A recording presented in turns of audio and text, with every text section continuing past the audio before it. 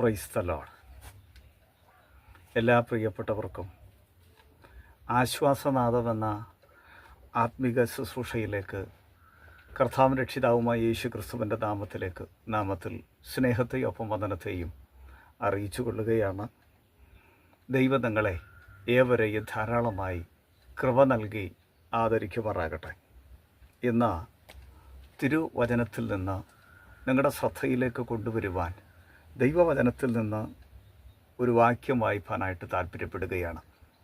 നമുക്കേവർക്കും ചില പരിചിതമായതും ഒത്തിരി പേർ ആശ്വാസം അനുഭവിച്ചതുമായ വേദശകലമാണ് ഞാൻ നിങ്ങളുടെ മുൻപിൽ കൊണ്ടുവരുവാനായിട്ട് താല്പര്യപ്പെടുന്നത്.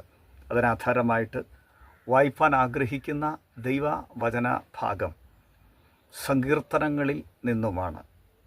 97 സങ്കീർത്തനം, അതിൻ്റെ 6 വാക്യമാണ് ഞാനിവിടെ വായിപ്പാനായിട്ട് താല്പര്യപ്പെടുന്നത്.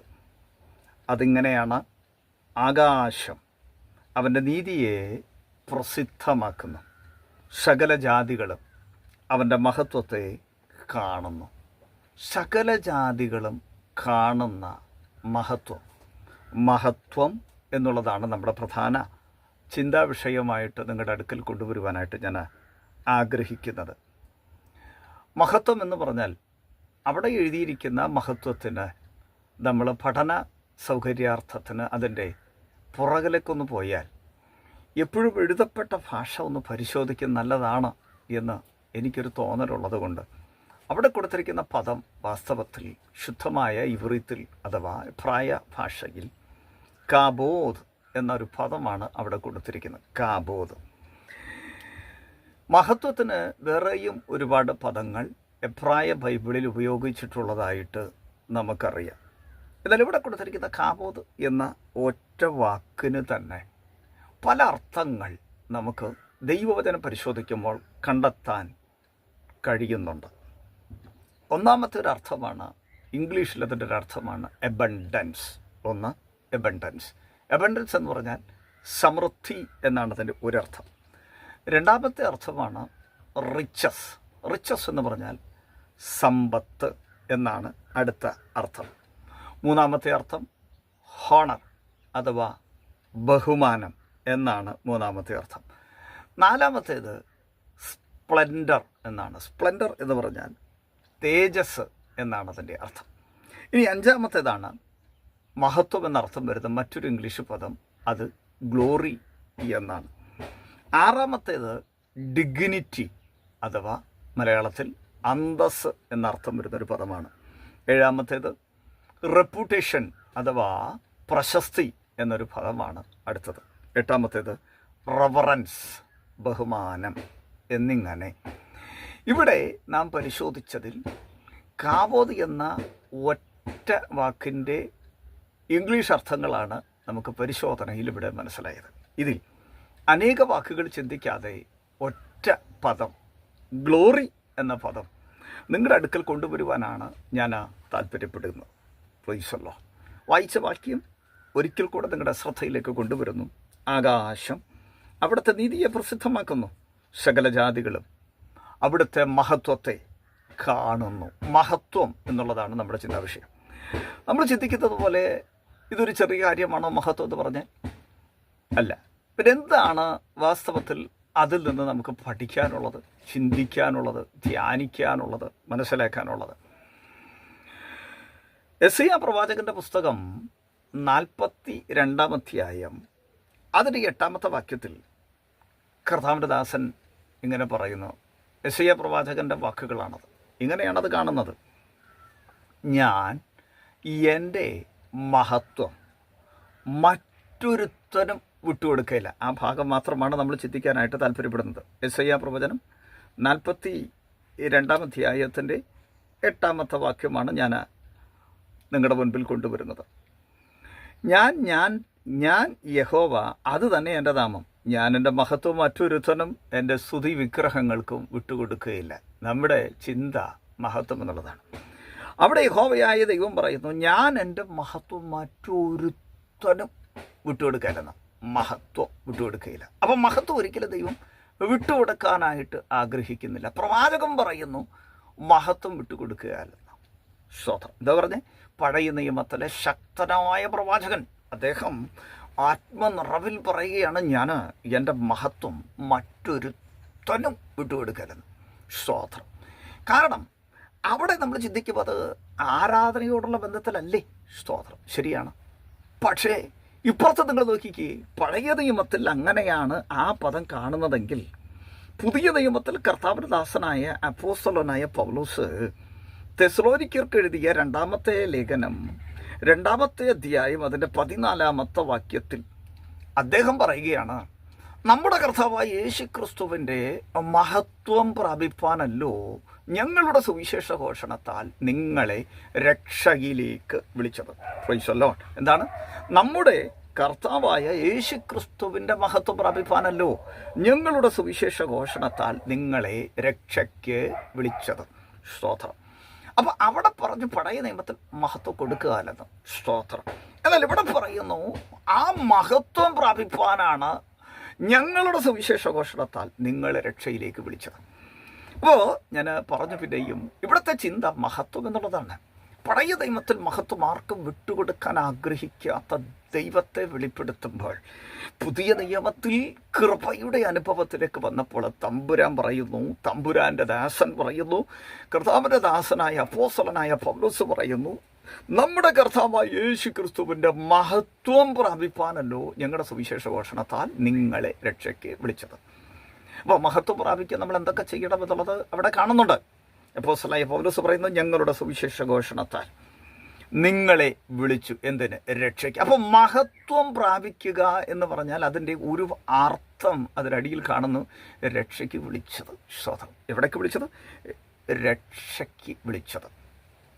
അപ്പോൾ മഹത്വത്തിൻ്റെ അനുഭവം നമ്മൾ പ്രാപിക്കുന്നത് എപ്പോഴാണ് എന്ന് ചോദിച്ചാൽ നിസ്സംശയം നമുക്ക് കൃത്യമായിട്ട് തന്നെ പറയാം, അത് നമ്മുടെ രക്ഷയുടെ പൂർത്തീകരണം അനുഭവിക്കുമ്പോൾ, യഥാർത്ഥത്തിലുള്ള നിത്യജീവൻ പ്രാപിക്കുമ്പോൾ. ഇന്ന് കർത്താവായ യേശു ക്രിസ്തുവിനെ ഉള്ളത്തിൽ കൈക്കൊണ്ട് യേശുവിനെ കർത്താവും രക്ഷിതാവുമായി സ്വീകരിച്ച് സ്നാനപ്പെട്ട് കർത്താവിനോട് ചേർന്നിട്ട് പരിശുദ്ധാത്മാവെന്ന വാഗ്ദത്തവും പരിശുദ്ധാത്മാവിൻ്റെ ദാനമെന്നതും നാം പ്രാപിച്ചിട്ട് ദൈവവചനത്തിൻ്റെ അടിസ്ഥാന ഉപദേശങ്ങൾ കൃത്യമായി പാലിച്ചു വരുന്നവരെ അടിയിൽ അപ്പോസ്തലനായ പൗലോസ് അപ്പോസ്തലനായ പത്രോസ് പറഞ്ഞു, രക്ഷിക്കപ്പെടുന്നവരെ ദിനം പ്രതി കർത്താവ് തൻ്റെ സഭയോട് ചേർത്തുകൊണ്ടിരുന്നു. സ്തോത്രം. ആ സഭയ്ക്കുള്ള പൂർത്തീകരണ അനുഭവമാണ് രക്ഷ എന്നുള്ളത്. അപ്പോൾ ഇന്ന് നാം പ്രാപിച്ചതോ? സ്തോത്രം. യേശുവിനെ കൈക്കൊണ്ട് യേശുവിൻ്റെ നാമത്തിൽ വിശ്വസിക്കുന്ന ഏവർക്കും ദൈവത്തിൻ്റെ മക്കളാകാൻ ദൈവം അവന് അധികാരം കൊടുത്തു. അത് ഒരിക്കലും ഒരു പ്രത്യേക അധികാരമല്ല, ദൈവ മക്കൾ ആകാനുള്ള അധികാരമാണ്. Praise the Lord. അപ്പോൾ അങ്ങനെ ദൈവമക്കളാകുന്ന നമ്മെ സംബന്ധിച്ചിടത്തോളം അങ്ങനെയാകാൻ ദൈവം തന്ന കണ്ടീഷനാണ് തൻ്റെ ഏകജാതനായ പുത്രനിൽ വിശ്വസിക്കുന്ന ഏവനും നശിച്ചു പോകാതെ നിത്യജീവൻ പ്രാപിക്കേണ്ടതിന് ദൈവം അവനെ നൽകുവാൻ തക്കവണ്ണം ലോകത്തെ സ്നേഹിച്ചു. സ്തോത്രം. കാരണം നാം ജനിച്ചതും ജീവിച്ചതും പാപലോകത്തിലാണ്.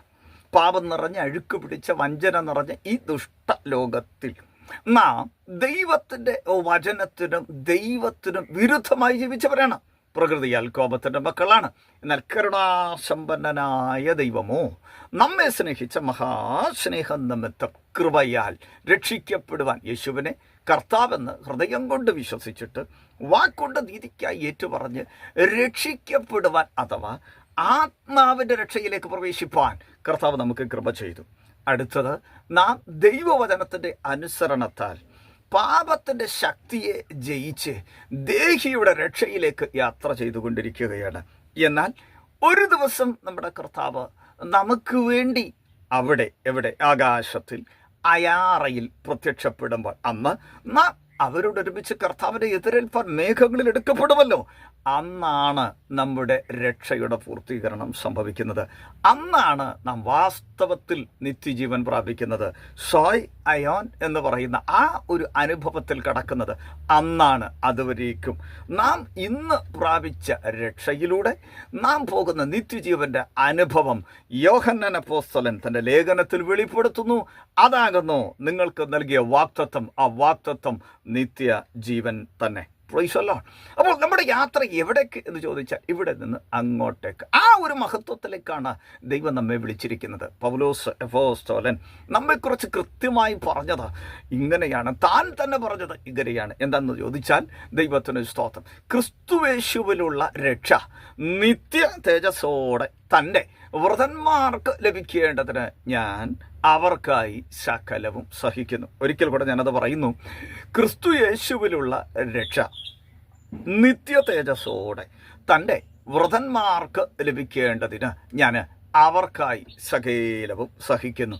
രക്ഷയുടെ ആരംഭപടി ആത്മരക്ഷയെങ്കിൽ രണ്ടാമത്തെ പടി ദേഹിയുടെ രക്ഷ സംഭവിച്ചു കൊണ്ടിരിക്കുകയാണെങ്കിൽ മൂന്നാമത്തെ പടി വിശ്വാസത്തിൻ്റെ അന്തമായ ആ രക്ഷയുടെ പൂർത്തീകരണത്തിലേക്ക് പ്രവേശിക്കുമ്പോൾ രൂപാന്തര ശരീരത്തോടുകൂടെ നമ്മുടെ കർത്താവിൻ്റെ അടുക്കൽ എത്തുമ്പോഴാണത് സംഭവിക്കുന്നത് എന്ന് നാം അറിയുന്നുവല്ലോ.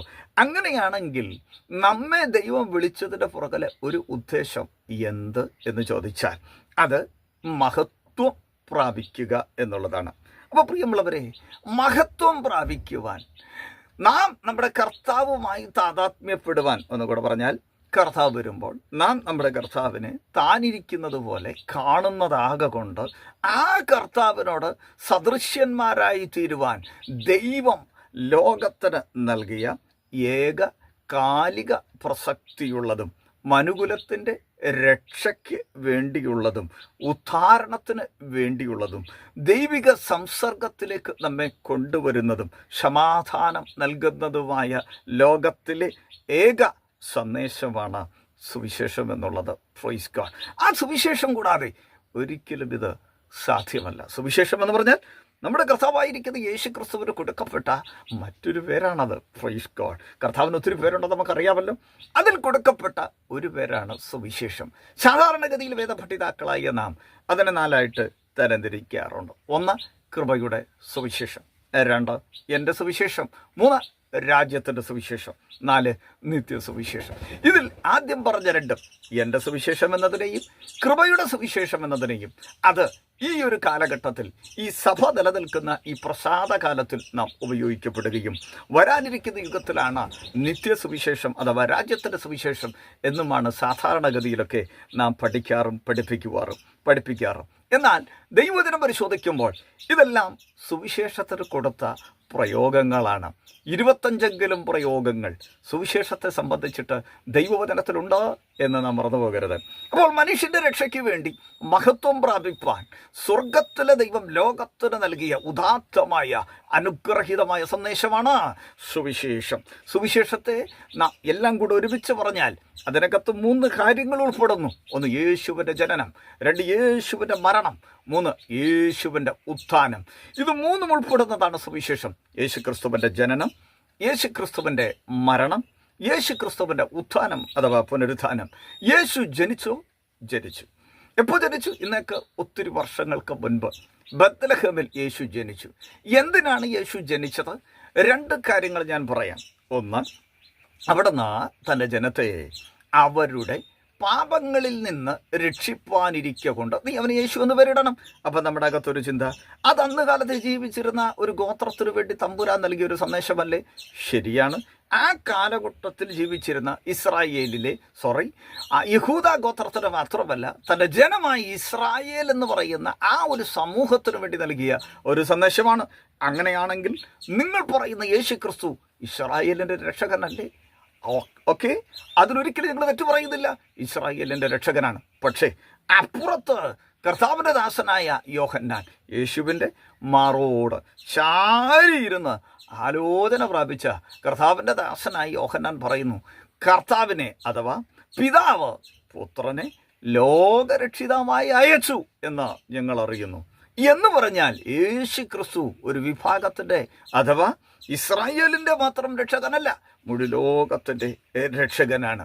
അതിനുവേണ്ടിയാണ് യേശു ലോകത്തിലേക്ക് വന്നത്. എന്തിനാണ് യേശു വന്നത്? ക്രിസ്തു യേശു പാപികളെ രക്ഷിപ്പാൻ ലോകത്തിലേക്ക് വന്നു എന്നുള്ളത് വിശ്വാസ്യവും എല്ലാവരും അംഗീകരിപ്പാൻ യോഗ്യവുമായ വചനം തന്നെ. അപ്പോൾ യേശു ക്രിസ്തുവിൻ്റെ വരവിലെ പുറകിലെ ഈ ലോകത്തിൽ അഥവാ ശരീരത്തിൽ വെളിപ്പെട്ടതിൻ്റെ പുറകിലെ പ്രധാന രഹസ്യം എന്തെന്ന് ചോദിച്ചാൽ ജനത്തെ രക്ഷിക്കുക, തൻ്റെ ജനത്തെ രക്ഷിക്കുക, ലോകത്തെ രക്ഷിക്കുക. എന്തിൽ നിന്ന് രക്ഷിക്കുക? പാപത്തിൽ നിന്ന് രക്ഷിക്കുക. അപ്പൊ പാപത്തിൽ കിടന്നാൽ എന്താണ് കുഴപ്പം? പാപത്തിൻ്റെ ശമ്പളം മരണമത്രേ. എന്നാൽ ദൈവത്തിൻ്റെ കൃപയുടെ ഫലമോ നമ്മുടെ കർത്താവായ യേശു ക്രിസ്തുവിൽ നിത്യജീവൻ തന്നെ. അങ്ങനെയാണെങ്കിൽ പ്രിയമുള്ളവരെ, യേശു ക്രിസ്തുവിൽ കൂടെയല്ലാതെ മനുകുലത്തിന് രക്ഷയില്ല. അതുകൊണ്ടാണ് അപ്പോസ്തലനായ പത്രോസ് അപ്പോസ്തല പ്രവൃത്തി 4 അധ്യായത്തിൽ ഇങ്ങനെ പറഞ്ഞിരിക്കുന്നത്, മറ്റൊരുത്തനിലും രക്ഷയില്ല, നാം രക്ഷിക്കപ്പെടുവാൻ ആകാശത്തിന്റെ കീഴിൽ ഭൂമിയിൽ മാനവജാതികളുടെ നടുവിൽ യേശു ക്രിസ്തു എന്ന നാമം ഒഴികെ വേറൊരു നാമവുമില്ല. അങ്ങനെയാണെങ്കിൽ മനുഷ്യന് രക്ഷയും പാപമോചനവും ഉണ്ടോ? ഉണ്ട്. എങ്ങനെ? അത് വിശ്വാസത്താൽ. അതെങ്ങനെ ലഭിക്കും? കർത്താവിൽ വിശ്വസിക്കുന്ന ഏവനും അവിടുത്തെ നാമം മൂലം പാപമോചനം ലഭിക്കുമെന്ന് സകല പ്രവാചകന്മാരും പറയുന്നു. എന്ന് പറഞ്ഞാൽ യേശു ക്രിസ്തു ജനിക്കുന്നതിന് വർഷങ്ങൾക്ക് മുൻപ് അന്ന് കാലത്ത് ജീവിച്ചിരുന്ന പ്രവാചകന്മാരുണ്ട്. ദൈവം പണ്ട് ഭാഗമായിട്ട് വിവിധമായിട്ട് പ്രവാചകന്മാർ മുഖാന്തരം അരുളി ചെയ്തു എന്ന് പ്രായലേഖനം 1 അധ്യായം 1 മുതൽ താഴോട്ട് വായിക്കുമ്പോൾ കാണുന്നുണ്ടല്ലോ. അന്ന് അവരിലൂടെ അരുളി ചെയ്തു. അത് അരുളപ്പാടിന്റെ നിവൃത്തീകരണത്തിന് വേണ്ടി ദൈവം ലോകത്തിന് നൽകിയ ഏക സമ്മാനമാണ് കർത്താവായ യേശു ക്രിസ്തു. പാപമോചനം എങ്ങനെ പ്രാപിക്കാം? യേശു ക്രിസ്തുവിൻ്റെ നാമത്താലുള്ള വിശ്വാസത്താൽ നിങ്ങൾക്ക് അത് പ്രാപിക്കാം. എങ്ങനെ നിങ്ങൾക്ക് രക്ഷിക്കപ്പെടാം? യേശുവിനെ കർത്താവെന്ന് ഹൃദയം കൊണ്ട് വിശ്വസിച്ച് വാഗുണ്ട നീതിക്കായി ഏറ്റു പറഞ്ഞാൽ നിങ്ങൾക്ക് രക്ഷിക്കപ്പെടാം. അങ്ങനെയാണെങ്കിൽ സ്നേഹിത, യേശു ക്രിസ്തു ഈ ലോകത്തിൽ വന്നിട്ട് പാപമോചനത്തിന് വേണ്ടി താൻ എന്ത് ചെയ്തു എന്നൊരു ചോദ്യമുണ്ടെങ്കിൽ ഉത്തരം ഞങ്ങൾക്ക് കാണിപ്പാനുള്ളത് അവിടെ ഉയർത്തപ്പെട്ട ക്രൂശ് മാത്രമാണ്. ആ ക്രൂശിനെ നോക്കിക്കൊണ്ട് ഞങ്ങൾക്ക് ഇങ്ങനെ പറയാം, ദൈവവചനം ഇങ്ങനെ പറയാം. എന്താണത് എന്ന് ചോദിച്ചാൽ, നാം പാപം സംബന്ധിച്ച് മരിച്ച് നീതിക്ക് ജീവിക്കേണ്ടതിന് അവിടുന്ന് നമ്മുടെ പാപങ്ങളെ ചുമന്നുകൊണ്ട് ക്രൂശിന്മേൽ കയറി. സ്നേഹിതരെ, മനുകുലത്തിൻ്റെ പാപപരിഹാരത്തിനായി ലോകത്തിന് ദൈവം നൽകിയ കർത്താവായ യേശു ക്രിസ്തുവിൻ്റെ അടുക്കൽ വന്നിട്ട്, കർത്താവേ, ഞാൻ തിന്മയ്ക്ക് അധീനനായൊരു മനുഷ്യനാണ്, പാപത്തിൽ ജനിക്കപ്പെട്ടൊരു വ്യക്തിയാണ്, എൻ്റെ പാപങ്ങൾ എന്നോട് ക്ഷമിക്കണം എന്ന് ദൈവത്തോട് പ്രാർത്ഥിച്ചിട്ട് കർത്താവായ യേശുവിനെ കർത്താവെന്ന് ഹൃദയം കൊണ്ട് വിശ്വസിച്ച് വാക്കുകൊണ്ട് നീതിക്കായി ഏറ്റു പറയുമ്പോൾ ദൈവത്തിൻ്റെ വചനം പറയുന്നു, താങ്കൾ രക്ഷിക്കപ്പെടും. യേശുവിനെ കൈക്കൊണ്ട് യേശുവിൻ്റെ നാമത്തിൽ വിശ്വസിക്കുന്ന ഏവർക്കും ദൈവത്തിൻ്റെ മക്കളാകാൻ ദൈവം അധികാരം കൊടുത്തു. അവർ പുരുഷന്റെ ഇഷ്ടത്താലല്ല, ജഡത്താലല്ല, കെട്ടുപോകുന്ന ഒന്നിനാലുമല്ല, കെടാത്തതിനാൽ ജീവനും നിലനിൽക്കുന്നതുമായ ദൈവവചനത്താൽ തന്നെ വീണ്ടും ജനിച്ചിരിക്കുന്നു. അങ്ങനെയാണെങ്കിൽ മഹത്വം പ്രാപിക്കുവാൻ നിങ്ങൾക്ക് താല്പര്യമുണ്ടോ? പ്രാരംഭത്തിൽ സുവിശേഷം കേൾക്കണം. ദാവീദിൻ്റെ സന്തതിയായി ജനിച്ച് മരിച്ചിട്ട് ഉയർത്തെഴുന്നേറ്റ യേശു ക്രിസ്തുവിനെ ഓർത്തുകൊള്ളുക. അതാകുന്നു എൻ്റെ സുവിശേഷം. ആ സുവിശേഷം കേട്ട് മനസാന്തരപ്പെട്ട് സുവിശേഷത്തിൽ വിശ്വസിച്ച് യേശുവിനെ കർത്താവും രക്ഷിതാവുമായി സ്വീകരിച്ച് കർത്താവിൻ്റെ അടുക്കിലേക്ക് വരാൻ നിങ്ങൾ തയ്യാറാണെങ്കിൽ ആരംഭപടിയിലേക്ക് നിങ്ങൾ പ്രവേശിച്ചു കഴിഞ്ഞു. Praise the Lord. അഗൈതവുമായ ദൈവസമാധാനം നിങ്ങളുടെ അകത്ത് കുടികൊള്ളും. ഇതുവരെ നിങ്ങളെ ഭരിച്ച, നിങ്ങളുടെ ഹൃദയത്തെ കൈവശമാക്കിയ, നിങ്ങളെ തെറ്റായ ചിന്തകളിലേക്ക് വലിച്ചു കൊണ്ടുപോയ ചിലതരം ഒരിക്കലും നിങ്ങൾക്ക് നിങ്ങളെ പിടിച്ചൊതുക്കാൻ കഴിയാത്ത വിധത്തിൽ കൊണ്ടുപോയി അത്തരത്തിലുള്ള പൈശാചിക സ്വാധീന ശക്തികളുടെ മേൽ നിങ്ങൾക്കൊരു വിജയത്തെ തരാൻ കർത്താവ് നിങ്ങളുടെ അകത്തുണ്ട്. ആ കർത്താവിനായി ജീവിച്ച് മുന്നോട്ട് പോകുവാൻ നിങ്ങൾ തയ്യാറാണെങ്കിൽ ഞങ്ങൾ പറയട്ടെ, മഹത്വത്തിലേക്കുള്ള ആരംഭപടിയിലെ നിങ്ങൾ പ്രവേശിച്ചു കഴിഞ്ഞു. ദൈവമായ കർത്താവ് നിങ്ങളെ വരെ ധാരാളമായി സഹായിക്കുമാറാകട്ടെ. സ്വർഗ്ഗതല്ല പിതാവേ, അനുഗ്രഹീത തിരുകൃപയ്ക്ക് ദൈവത്തിന് സ്തോത്രം. അവിടുത്തെ പ്രിയപ്പെട്ടവരെ കേട്ട ശ്രോതാക്കൾ ഞങ്ങളുടെ കരത്തിൽ തന്ന് ഞങ്ങളുടെ പരിശുദ്ധ നാമത്തിൽ അവരെ അനുഗ്രഹിക്കുന്നു. യേശു ക്രിസ്തുവിൻ്റെ നാമത്തിൽ ദൈവത്തിൻ്റെ വചനം അവരുടെ അകത്ത് പ്രവേശിക്കുകയും യേശുവിനെ കർത്താവ് രക്ഷിതാമായി സ്വീകരിക്കുകയും ദൈവവചനം അനുസരിച്ച് മുന്നോട്ട് പോവുകയും ചെയ്യുവാൻ കർത്താവിൻ്റെ കൃപ സ്വർഗ്ഗവർക്ക് പകരേണ്ടതിന് പ്രാർത്ഥിക്കുന്നു. അവിടുന്ന് അങ്ങനെ ചെയ്തല്ലോ. പ്രാർത്ഥന കേട്ടല്ലോ. പിതാവിൻ്റെയും പുത്രൻ്റെയും പരിശുദ്ധാത്മാവിൻ്റെയും നാമത്തിൽ എളിയവർ ഇവരെ അനുഗ്രഹിച്ച് പ്രാർത്ഥിക്കുന്നു. കർത്താവരെ ആശീർവദിക്കണമേ, അനുഗ്രഹിക്കണമേ. യേശു ക്രിസ്തുവിൻ്റെ നാമത്തിൽ സ്വർഗീയ നല്ല പിതാവേ, ആമേൻ. Praise God. നിങ്ങൾക്ക് നിങ്ങളുടെ പ്രാർത്ഥനാ വിഷയങ്ങളായി എന്തെങ്കിലും ഉണ്ടെങ്കിൽ ഞാൻ ആ നമ്പർ ഇവിടെ സൂചിപ്പിക്കുന്നു, ഇവിടെ പറയുന്നു. നിങ്ങൾക്കത് നോട്ട് ചെയ്യുകയും നിങ്ങളുടെ പ്രാർത്ഥനാ വിഷയങ്ങൾ വിളിച്ചറിയിക്കുകയും ചെയ്യാം. ദൈവമായ കർത്താവ് നിങ്ങളെ ധാരാളമായിട്ട് അനുഗ്രഹിക്കട്ടെ. Phone number 90 37 33 17 98.